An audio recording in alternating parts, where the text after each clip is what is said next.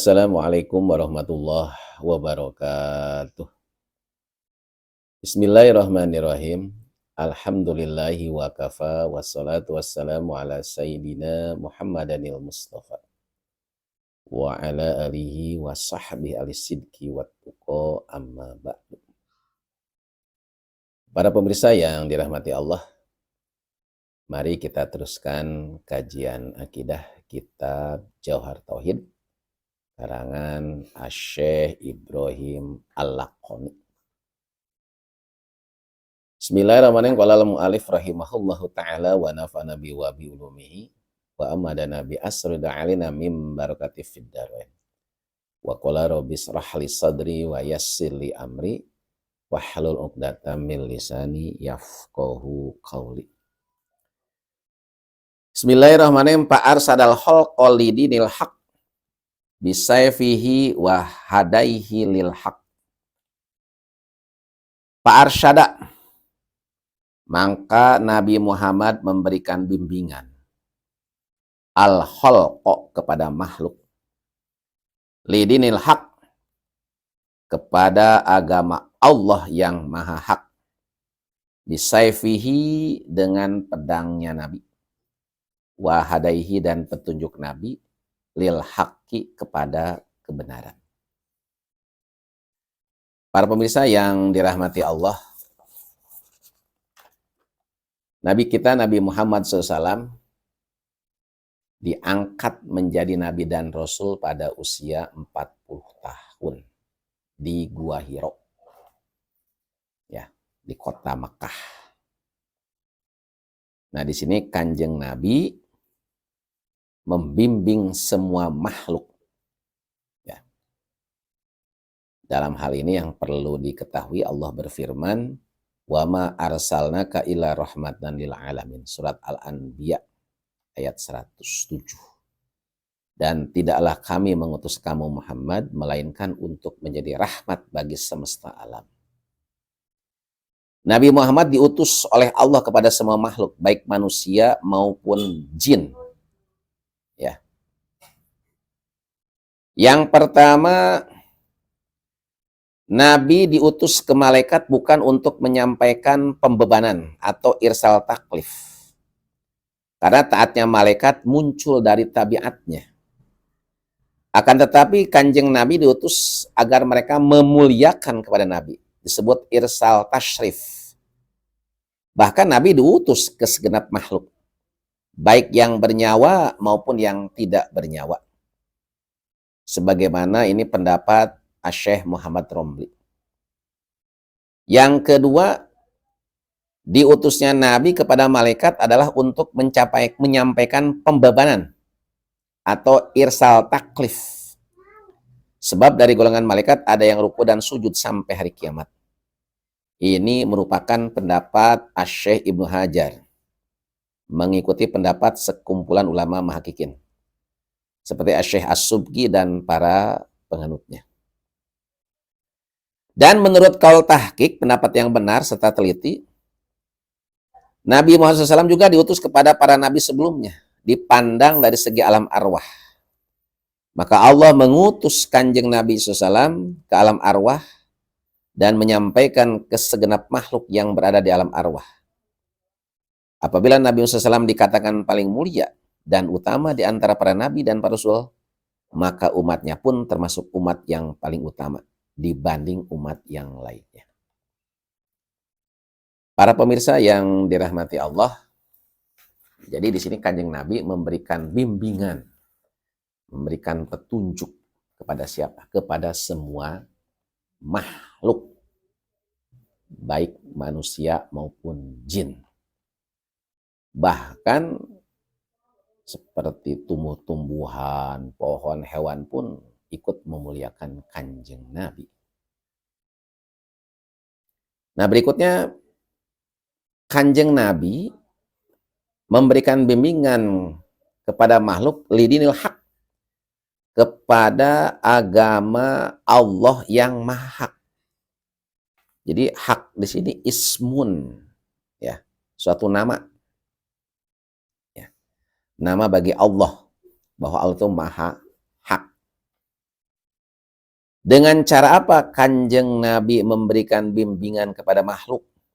Kalau di sini disebutkan bisaifihi dengan pedangnya, wahadaihi dan dengan petunjuknya, lil haqi kepada kebenaran. Nah, yang harus diketahui bahwa ketika Nabi memberikan bimbingan itu ada beberapa tahapan dakwah Islamiyah. Tahapan pertama dakwah secara rahasia, ya, sembunyi-sembunyi selama 3 tahun. Tahapan kedua dakwah secara terang-terangan dengan menggunakan lisan tanpa perang, berlangsung sampai hijrah. Tahapan ketiga dakwah secara terang-terangan dengan memerangi orang-orang yang menyerang dan memulai peperangan atau jihad. Tahapan ini berlangsung sampai tahun perdamaian Hudaybiyah. Dan yang keempat, dakwah secara terang-terangan dengan memerangi setiap orang yang menghalangi jalannya dakwah atau menghalangi orang yang masuk Islam setelah masa dakwah dan pemberitahuan dari kaum musyrik, anti agama atau penyembah berhala. Pada tahapan ini, syariat Islam dan hukum jihad dalam Islam mencapai kemapanannya. Nah, jadi hadirin jamaah rahimakumullah, di awal-awal dakwah, Kanjeng Nabi itu dakwahnya secara sir. Ya, sir. Sir itu artinya secara sembunyi-sembunyi. Ya. Di antara yang pertama masuk Islam yaitu Siti Khadijah binti Khuwailid, merupakan istri Nabi. Ali bin Abi Thalib, Zaid bin Haritsah, ya. Kemudian Sayyidina Abu Bakar, Utsman bin Affan, Zubair bin Awam, Abdurrahman bin Auf, Sa'ad bin Abi Waqqas dan lainnya. Nah, mereka itu bertemu dengan Nabi secara rahasia. Apabila salah seorang di antara mereka ingin melaksanakan salah satu ibadah, maka pergi ke lorong-lorong Mekah secara bersembunyi dari pandangan orang-orang Quraisy. Ini yang pertama. Nabi selama kurang lebih 3 tahun dakwahnya secara rahasia, sembunyi-sembunyi. Nah, kemudian hadirin jamaah rahimakumullah, setelah 3 tahun, kemudian Nabi melaksanakan perintah Allah. Ya. Dakwahnya secara terang-terangan. Ya.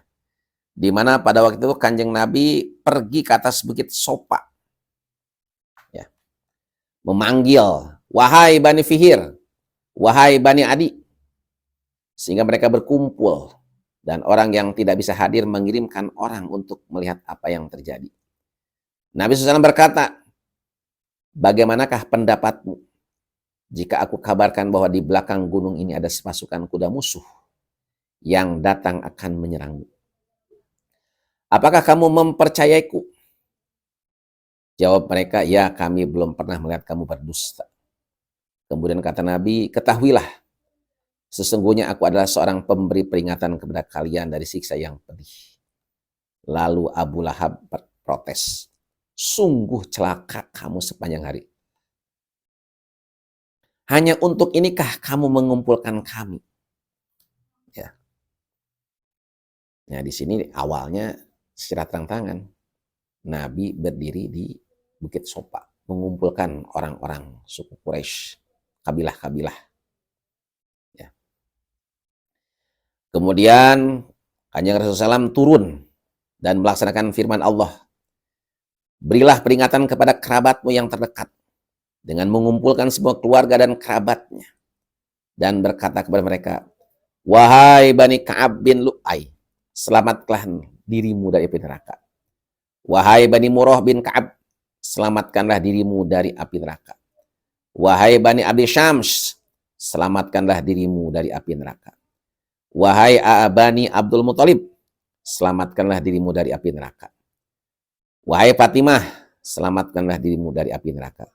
Sesungguhnya aku tidak akan dapat membela kalian di hadapan Allah selain bahwa kalian mempunyai tali kekeluargaan yang akan aku sambung dengan hubungannya. Nah, ini dakwah Nabi setelah 3 tahun kemudian dakwahnya terang-terangan.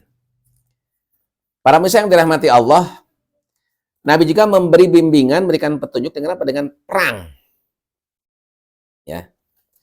Di sini dijelaskan perintah perang dilaksanakan pada bulan Safar, awal bulan ke-12 sejak hijrah Nabi SAW ke Madinah.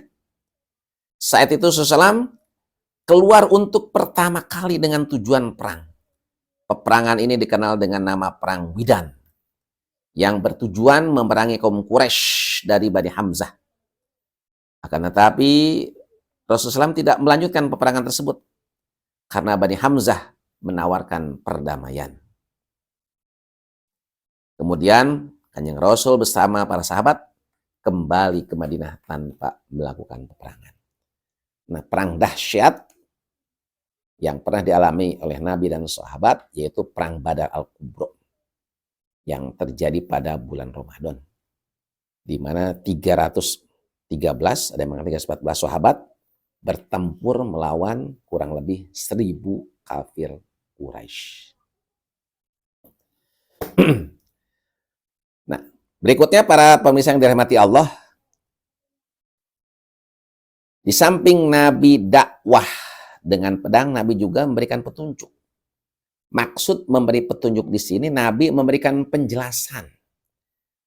Nabi memberikan